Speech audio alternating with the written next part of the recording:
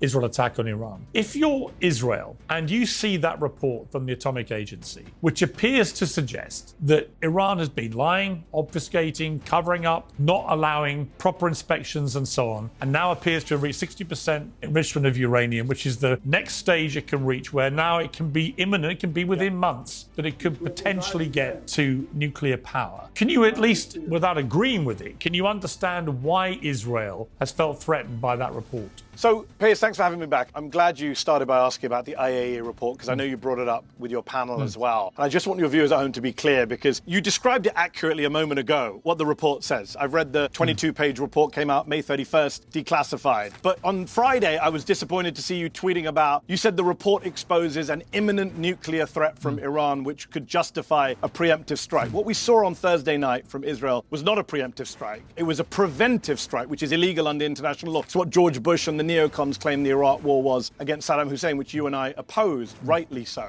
And that IAEA report does not expose an imminent nuclear threat. It says what you just said it says. It says that they haven't been cooperating very well. It says their level of cooperation has been, quote, less than satisfactory. It says some of their technical answers about their program have lacked credibility. It says they've impeded some of the inspectors. It says that they were working on some kind of military program pre-2003, which is what US intelligence has also said. Those are all bad things, Piers. You and I can both agree those are bad things, and Iran should not be doing those things. And the IAEA board voted to say they're in breach of their obligations. But that's not an imminent nuclear threat. The report does not say Iran poses an imminent nuclear threat. Your tweet was wrong on Friday. I think it's as I just said. Nuclear, when it says 60% enrichment of uranium, it's the next stage that somebody who wants to create a nuclear bomb, right? So imminent, look, what do I mean by imminent? As I said in the panel, it can be weeks, months, a year, whatever, but they've reached a stage of enrichment. No, it can't, Piers. They have the capability to take it to another stage and create a bomb. Yes, so let's find more agreement between us. I agree. That is capability, right? They have enough highly enriched uranium to build up to 9 bombs, I believe. They have 400 kilograms of uranium. So that is an imminent threat if it's in the wrong hands, right? We can agree on that.